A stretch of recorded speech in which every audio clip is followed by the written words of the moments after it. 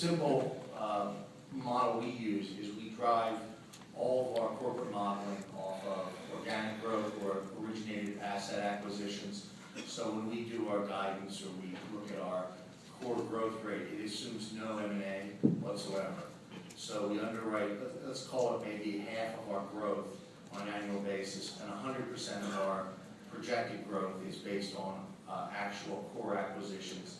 The cap rates have been, over the last 5 months, much flatter than we had anticipated. We expected cap rates to be compressing, and they really haven't been on a national basis. Some sub-markets are compressing, but as overall, we bought, just for example, we bought about $1.5 billion of assets in the first quarter in our net lease business, and those assets averaged an 8 cap, and on a cash basis, and an 8.25 on a GAAP basis. That's about 280 acquisitions, 84 different transactions.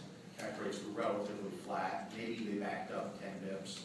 And as far as the way we price deals, that's it's almost the exact number you're using. It's about 12 times on a cash flow basis, and we try to stay there. But when you're buying a Walgreens, you're going to pay a lot more. You're going to pay a 6.5 to 7 cap, and that's going to look more like 14 times. So it's going to be a blend of cap rates across the pipeline. So organic acquisitions is 100% of our budgeted growth, and it is about a third of our actual growth last year. About $3.5 billion of our acquisitions were organic, and the rest were M&A. So our tenants are separately sub-metered or check-metered or directly metered, so they pay for their own electric. So the investment that they make is actually monitored and verified under the work which they do to show the savings which they are receiving, number one. And number two, for the whole building work, we pass through our escalated